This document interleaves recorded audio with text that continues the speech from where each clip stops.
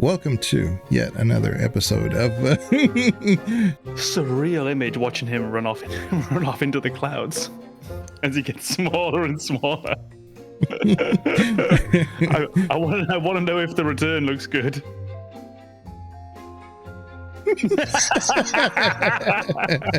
It does. It actually looks real good.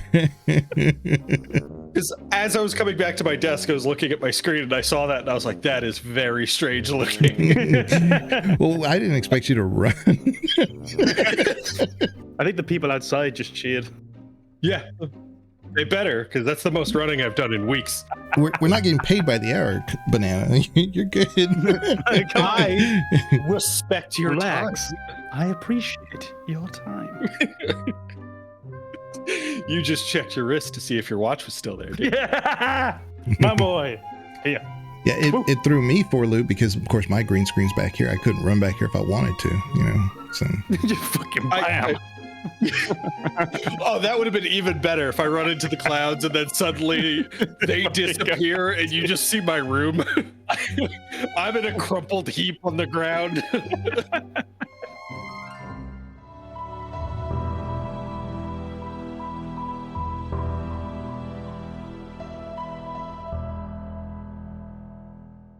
Before we begin, the Gamer's Advocate would like to remind you that any episode could contain game spoilers, so watch or listen with discretion. And now your hosts, AMKomnenos, Banana, and Legion.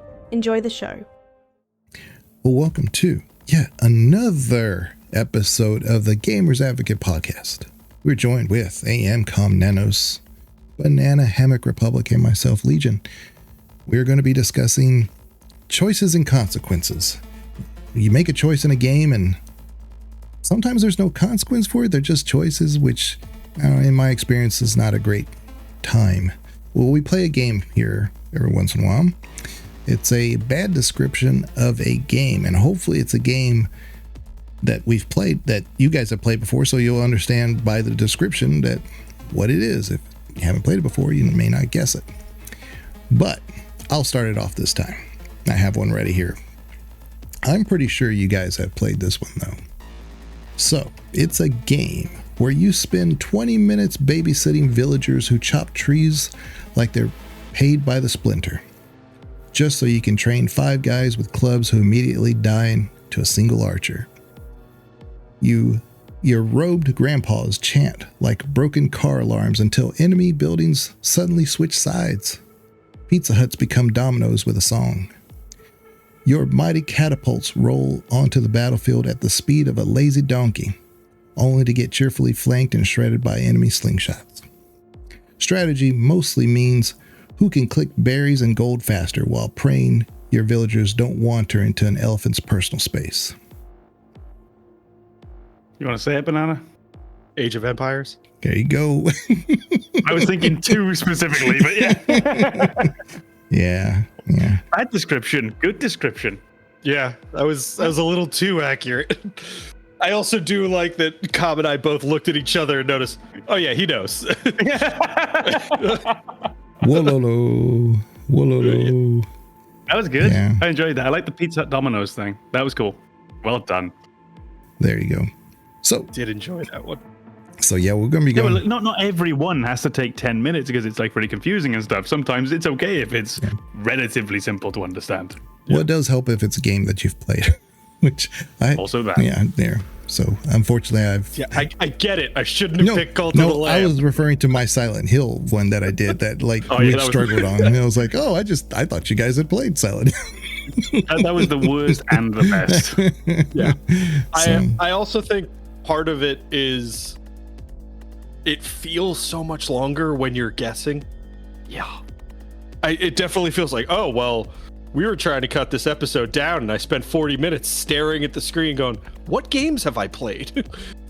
Choices and consequences in games. Obviously in roleplay games, there's a lot of choices to be made, and some of them are just very surface level. It's like, oh, well, turn left or go to this section of the chapter, whatever. But what I like in some games, whether it's good, bad, whatever choice you're making, what morality choice you're making, is when there's consequences even just beyond the initial decision. I remember in the original KotOR, you would make a decision. Juhani, who is the cat girl Jedi, she's, when you first meet... What did I just say? Cult of the Lamb. Cult of the Lamb, yeah. Legion is a furry. It's confirmed. Well, when you find her, you can actually execute her. You can kill her, and you could say, "Oh, well, that's maybe not. Yeah, that's an evil, decision. That's a dark side decision. You get dark side points for that." But if you've never done that before, what happens later on when you go to the Sith Academy on Korriban is that you run into a person who was a former Jedi who became Sith because of the things that you did there. Completely dismayed this person's belief in the Jedi and what they could stand for. And so your decision, although didn't directly affect that person like one-on-one, saw the consequences of what the Jedi can be and how misguided sometimes they can be and how evil they can be. And so she said, why don't I just lean into it? Why don't I just go away from that entirely? So that's what I kind of like, is the word. Sometimes a story in or a game will give you a choice, but those choices have other consequences to them. It's just good storytelling. I remember you. What are you doing here? Did the Jedi Council send you? So if I can just put to you a question then regarding choice and consequence. Do you feel that the ending of Mass Effect 3, so the ending of the whole series, actively represented, was worthy of all the choices that you had made throughout those games, from Mass Effect 1 through 3? You want to go first, Banana? Sure. So I think the ending respected those choices through the previous games as much as it could. It's just that I feel like the audience of Mass Effect almost expected too much. The choices that you made leading up to Mass Effect 3 impacted the games in the way that they should, and they didn't really have a bearing on that final decision. The final decision of how do you deal with the Reapers wasn't really a decision that should be impacted by whether or not you saved the Rachni in Mass Effect 1, which companion you chose to save on Vermeer, whether or not you chose to romance Thane. None of those things really needed to be reflected in that ending, but the ending was your decision on how to move forward in the universe you created in the previous games. So all of those decisions mattered to you in that moment in terms of, how do I want the universe to move forward? I want Rex to be alive. I wanted to convince him that working against Saren on Vermeer was the right choice because the quote-unquote cure for the genophage he was working on wasn't legitimate. It was just another means of control. That doesn't matter when I get to Mass Effect 3 and I'm choosing the ending.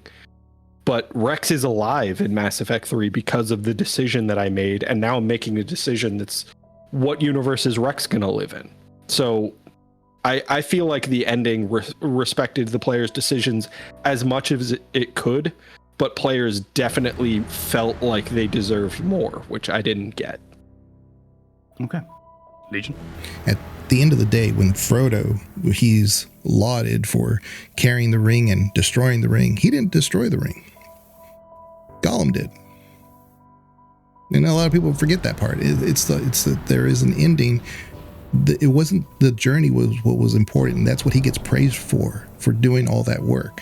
But at the end of the day, he's not the one who destroyed the ring. It was Gollum who did. And so when we look at Mass Effect, it's the ending has to happen. It has to happen probably in a certain way, in my opinion. But the choices we made up to that point are not necessary. But I do appreciate when there are choices that allow me to immerse myself in making those decisions. Why does this decision have an impact? Because my love interest of Liara or Tali or whoever if I don't make it, there's going to be something there. So it has that impact of those decisions I made from before. So the consequence of the final decision isn't what is important. It's all, of course, those decisions that led to that point. But that's why I'm saying that it doesn't really matter what decisions we make, because at the end of the day, it's how those decisions impacted our ability to feel that final decision a little bit. It makes more of an impression on us. So I think actually we all have a very similar take on it. I think a way that I would look at it is the decisions I took in game one and the consequences that I saw in game one for those. Not every decision has to have long and branching consequences. Sometimes a decision is finished. When I get that one consequence of, okay, you saved this person or you didn't save this person, the consequence is literally, did this person live or die? And the decisions that you make throughout the game yet really don't have a difference making on the ending. But this is what I like about the perspective Banana had, is I am building a world for these people who I cared about before. So all those people that I did save in those moments, all those consequences that I did live in Mass Effect 1, 2, and 3 before the ending, they're going to now live on in that headcanon that exists in my head after this world has ended. So if Shepard goes on, he destroys all of the Reapers, for example. Then Rex that I saved and Caden who I saved, and all of these individuals, they're going to go on and live in this world, and all of those consequences will still have that. All of these consequences will still exist. They just don't have a direct impact on the ending. Which is why I always thought Mass Effect 3 for me was a weird one, because I did feel the ending wasn't really unsatisfying. It wasn't the most satisfying ending I've ever seen, but I think it was greatly enhanced by knowing that I was leaving behind a world for these characters that I'd spent all this time with. So peculiarly, even though they didn't matter gameplay-wise in the end, every consequence that I'd encountered up until that point added up to add to just the pure emotional value of that ending that systematically and functionally didn't respect them in the slightest. We've talked about this a little bit, and it's one of those things where, looking at it from kind of a storytelling standpoint or a world building standpoint, it feels like even in very minor ways, your decisions kind of will come back even to unrelated things, and just maybe a character makes a quick comment like, oh, remember that time we were on Vermeer and, Caden died, or something along those lines. But when you look at the amount of effort that a dev team would have to put in to respect every single decision, it's just not possible. You can't have them build in every contingency and tie it back to every game. And I mean, some of the things we've talked about, because we've been gaming over decades at this point, is Mass Effect had the ability to respect your decisions in Mass Effect 1 and 2 because of that save import. Prior to Mass Effect, that wasn't even a thing. So how do you make a game series that respects players' decisions when you don't know how they played the previous game? Yeah. You just don't. That's something we very specifically talked about before, is the idea of, if you think of decisions as this branching tree and you start off with this one node and this is, you make your first choice in the game and now you've got two paths, or Mass Effect normally three, but let's say two. And now from each of those you've got another decision to make and two paths, and from each of those you've got another decision to make and two paths. The growth of that number, like 2 to the power of 20 is like a million or something, or 10, I can't remember. It's a big ass number. So you just need this small array of decisions, and you're already talking about millions of possibilities. And we're talking over 3 games, and you don't make just 20 decisions in those games. You make dozens upon dozens upon dozens upon dozens. And if you want to be in a world where these are truly independent decisions, all reflective of the events that came place before it, all being affected in minor ways by the changes you've already made, I don't know how we could ever, and I don't mean we don't have the technology yet for it, I don't see how we could ever do that. It's that whole butterfly effect, how one thing can affect another thing, and that can go in a million different directions from the very first moment. And that's why you'll find that decisions in games tend to be very isolated. Yeah. Ultimately, when you look at them, no matter what major decision you made, even if we take a game that really does do branching paths, like The Witcher 2, okay, there is a major change that will dictate how the whole rest of the game goes. But then when you're in one of those paths, like the decisions you make in there, each individual one, they tend to be very separate from other decisions. They don't really branch off. They don't really extrapolate. And it keeps it reasonably manageable. And that's probably one of the more flexible games that we've ever seen. And even then, it's all very confined. Banana brought an example of one several episodes ago. I think it was the one where we talked about Baldur's Gate 3. We talked about Minsk, I think. There's a moment when you get Minsk and you do some of his stuff in Baldur's Gate 3, and there is a leader of the Thieves Guild, and she's 9 fingers. And if you choose to side with them and you spare her, you don't choose to like fight them because there's another faction there. There's the Zentrum, and Minsk is in your party. So there's a lot of ifs. If this happens, then if this happens, then if this happens.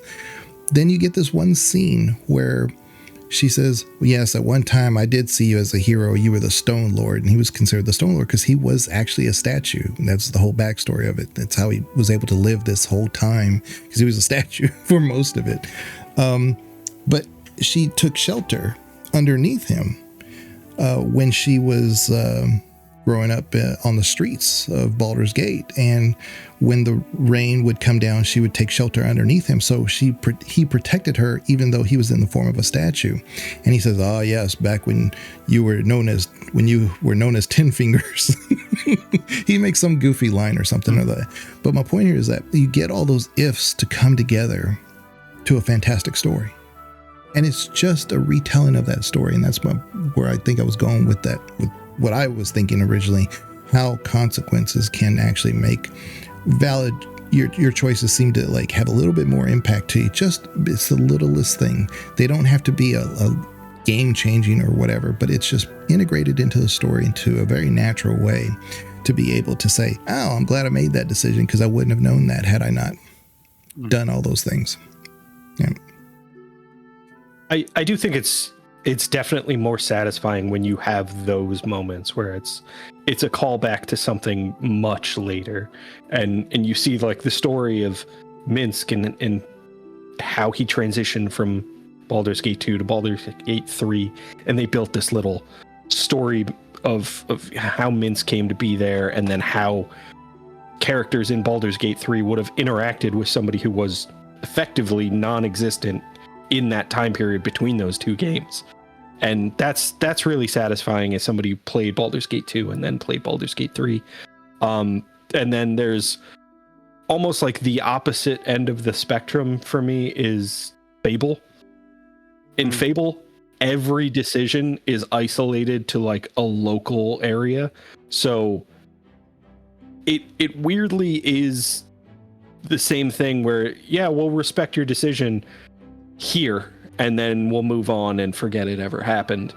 But it really establishes that expectation for you. So you're like, oh, I just need to decide whether I want the good or bad ending for this quest line, and then I can move on. And it takes a lot of the pressure off. You don't have to overthink things. But when you get to the ending, there's no like tie-in that really makes it feel great. But you don't really miss it. It's just when you see that in other games and it's done well, you're like, oh, that's awesome. Fable didn't have that. No, Fable's more of like the immediacy of now, and then we just move on. Yeah. But it's kind of consistent almost with the way it presents the story, because you age, and at some point you're going to just die. So very similarly, there's like, this is what's going on right now because that's the only thing that's important, because we're just going to go to the next transition. It's almost kind of like, I don't know, Peter Molyneux is just he's an oddball. He kind of has great ideas, but we've talked about this, but he just doesn't always stick the landing. But yeah, but I think one of Molyneux's greatest problems was always how much he publicized, how much he marketed his goods before they were done. So you go into a Molyneux game expecting a 10 out of 10, and all of a sudden, now if it's a 9, it's a disappointment. And that 9 starts to feel a bit like an 8, starts to feel a bit like a 7. And I don't know if he ever really made any 9s even, except maybe Populous. But that overselling of what to expect, I think he hurt himself always. Regarding choices and consequences in games, I was going to pose another question, because I think it's the kind of thing where it begs question asking. You know, you have to make choices. and accept the consequence. And I was going to ask you if during your history of video gaming, and it would be a double-barreled question, what was the sort of most difficult video gaming choice you had to make? So we're talking in a game, in the story, you know there are going to be consequences. What was the most difficult one you had to make? And can you remember a particularly easy one? One of those times when you thought, actually, this doesn't even really need to be a choice. And I'm taking away the Samara and Morinth one from you right now, because that's too simple. But yeah, so was there ever a particularly hard choice and a particularly easy choice that you had to make? I'd been talking about KotOR for a little bit, so it's just on the top of my head. But I do remember not knowing how the game was going to play out. So when I was playing it and I meet Bastila, if you are light side Jedi aligned, you face her twice. One time she's in her underwear, another time she's facing you 1v1, but you don't know at the time whether or not you're actually supposed to fight her, or if fighting her will end up killing her. If you have a somewhat romance before, what happens with that? So you kind of on the fence, like, what am I supposed to do here with this? That was a really tricky one because you had no real idea how that would end up. So you had to kind of stay true to yourself and just, play it however you want to. So it kind of let you abandon your, like, what's the light side? What would that get me? Or what's the dark side? What would that get me? You really had to make a choice in that moment. It was a little difficult. And that's one then where you're really weighing up the consequences, deciding, okay, whatever I do, it's going to matter. Would you... So if you choose a light side and you end up killing them, you did a good thing, but you did a bad thing, actually. So it was tough. Mm-hmm. Nice. And what about an easy choice? Did you have an easy one? Or maybe Banana first with a hard one? One of the hardest choices that I can remember in video gaming is minor spoiler for a side quest in Baldur's Gate 2. When you're gathering the required components to get the Lilircor sword, you have to kill a carrion worm that is not an enemy. There's a man in the sewer. It is clearly his only friend, and you need to kill it and use its blood to get this sword.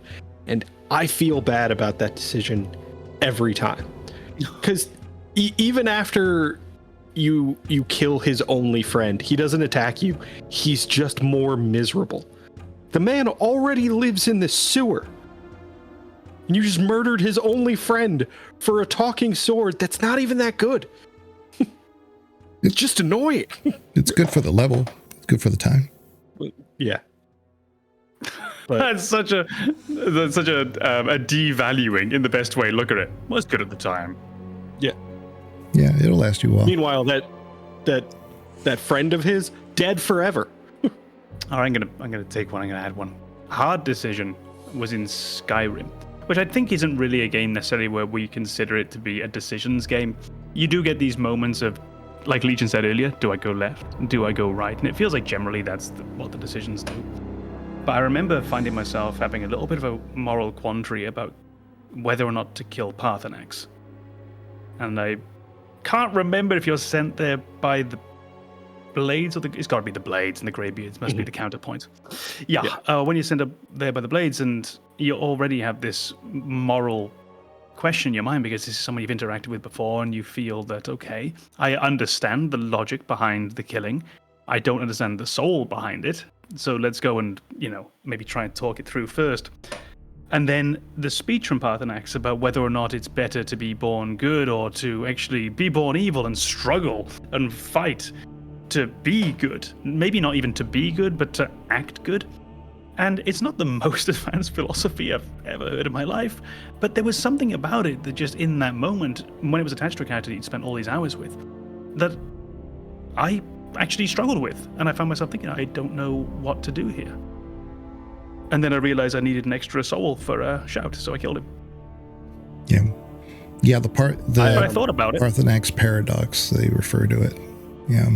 The Parthenax paradox. Mm-hmm. I think that's another one for somebody like me who likes checking things off a checklist. That mission can't end until you kill him. There's no way to say, I'm not going to kill him and have the quest disappear from your quest log. Oh, so it's not even intended as a choice mechanically. They do give you the choice, but mechanically there's no satisfying conclusion to the choice. Exactly. That's super annoying for me. Yeah. And you described it accurately, Com, but I had always understood it to be like, is it better to be good, to make the right decision for the wrong reasons, or to make the wrong decision for the right reasons?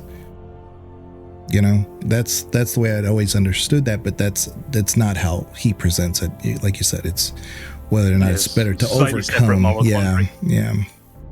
His is very much more just about your nature, isn't it? Yeah. Okay. So easy decisions in games. I'll give you two. One's a joke answer. The other one's a real answer. The real answer is when you have, even if you're Paragon the whole time, but choosing a renegade to action to kill Kai Lang. Easiest choice in the world. Easy. Yeah. Every time. I could be totally blue. Yeah. I'm going to have that little bit of red. I am always pushing that guy out of the window into. Yeah. It's a good moment. Yeah.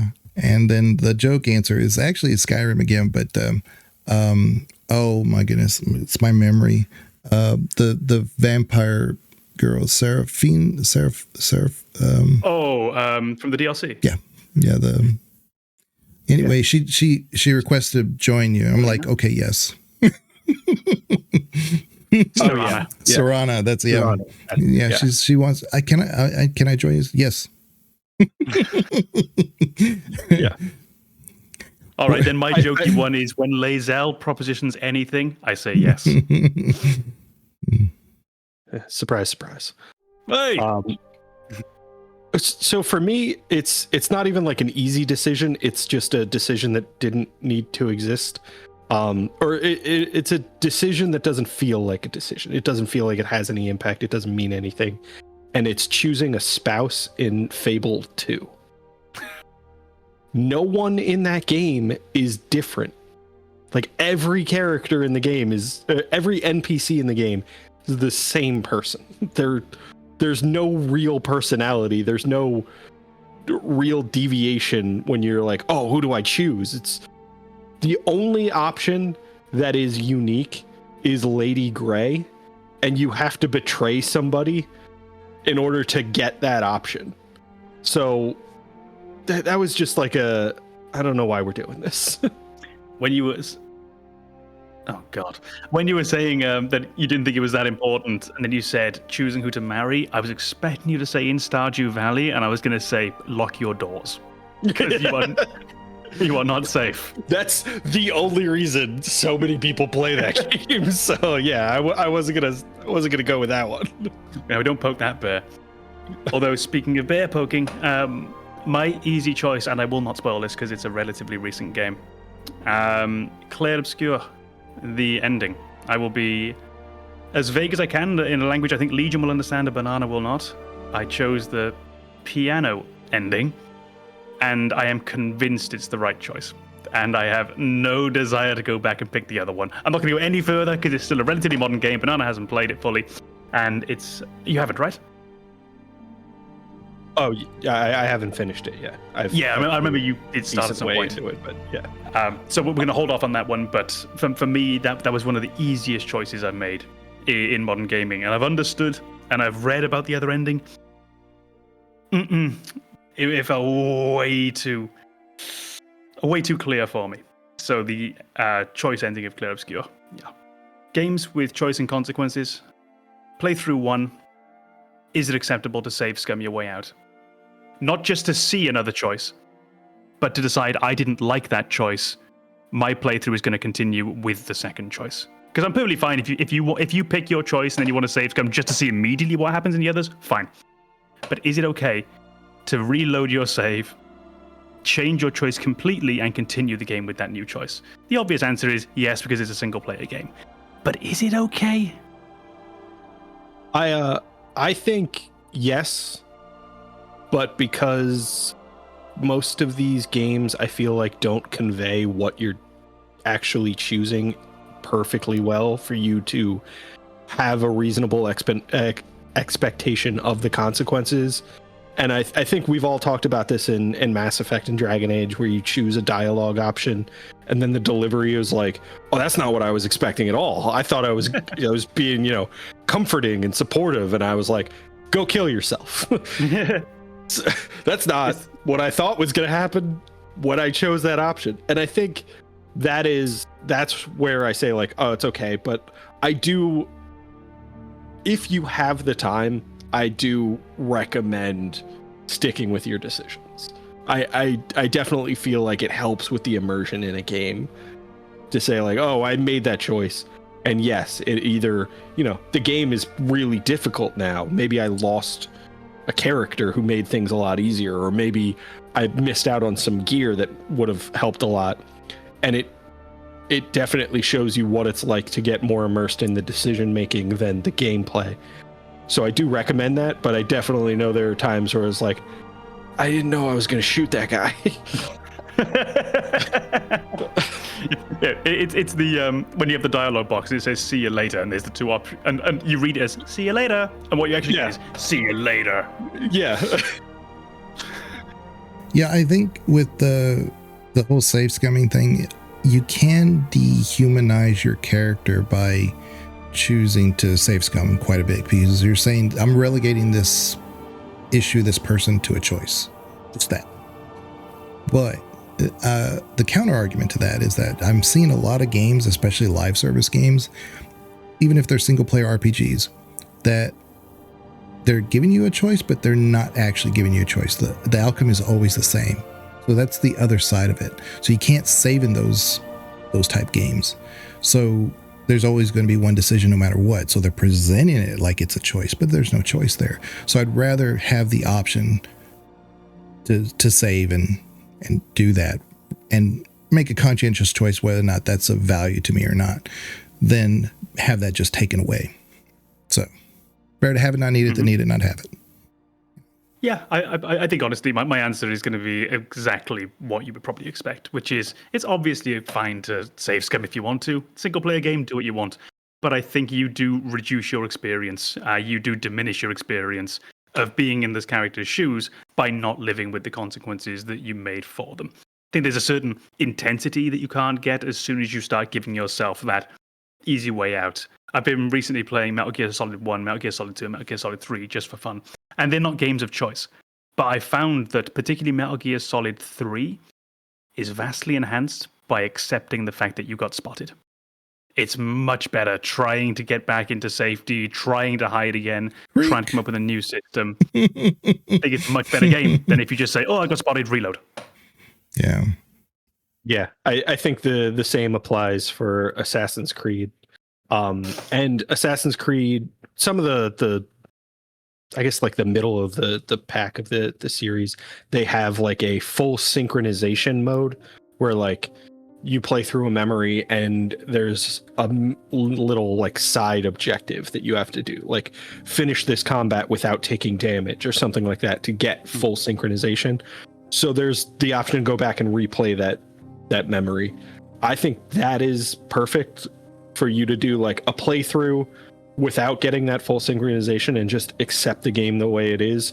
It also keeps that pacing, so like you're continuously moving through the story, and then go back and play it for the like perfect version. I think that's a great way to experience a game.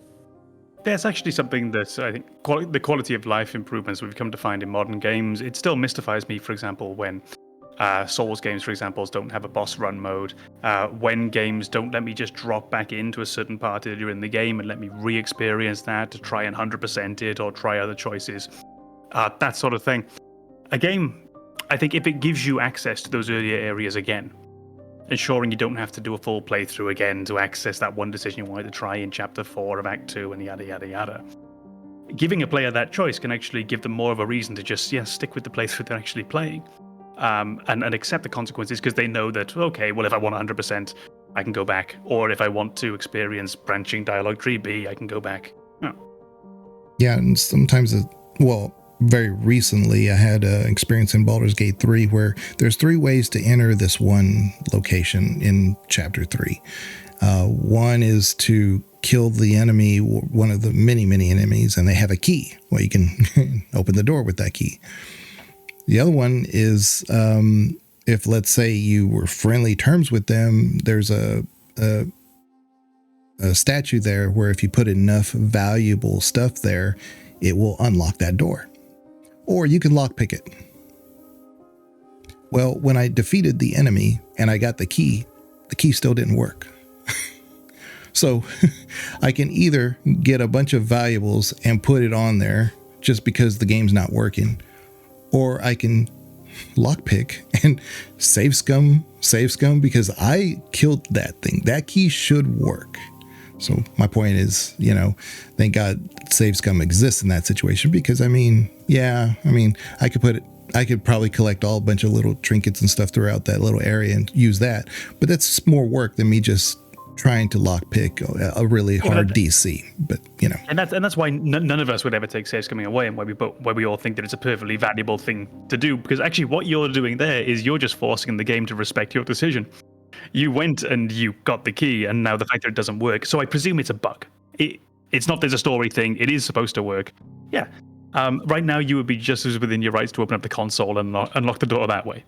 You've done the path you meant to do. As soon as you get through that door and you've lockpicked it, you can go back to your headcanon of I used the key to do the damn thing. You're just working your way around a system that's broken there. Which, I suppose, in a game like Baldur's Gate is unsurprising. Based on the massive complexity of the game, it's unsurprising there's a few bugs that creep in. That's all you've done there. I wouldn't even call that save scumming at that point. I wouldn't even call that taking a different decision. You're just forcing it to continue. Yeah. But that's why, like, in things like when you have, like, hard mode or this or that, I'm like, I don't... you got to give some exceptions to these, because sometimes it's not the player's fault at all. Oh yeah, but these are such specific scenarios that I don't think anyone would disagree against things like that. It's why I've told you before, I don't play my XCOM 2 Iron Man games on Iron Man, because I've had a save corruption before, and as soon as it happened once, I don't want to do it again. And yet it means I'll never get that achievement on Steam. I'm not going to get it anyway, let's be real. But I'm not going to get that achievement on Steam because I'm not playing Iron Man mode, even though I'm respecting every possible rule of it. I think when we say things like save scumming, when we say things like Iron Man modes, hard modes, we always mean it in the respect of respecting the intention, respecting the idea behind it. And if for some reason there's some mechanical bug, blah, it doesn't matter if you override that. Well, I appreciate everybody coming here today and talking about we appreciate the consequences and choices. And we made the choice to be here. We accepted the consequences. All that stuff we talked about that I can't remember right The consequence that if you like the episode, like it, comment, please. Definitely helps the algorithm. YouTube doesn't know you like it unless you engage, apparently, even if you watch the whole thing. But we will see you guys. A lot of stuff YouTube doesn't know. Yeah, like YouTube. But we will see you guys later. Thank you very much. Bye-bye.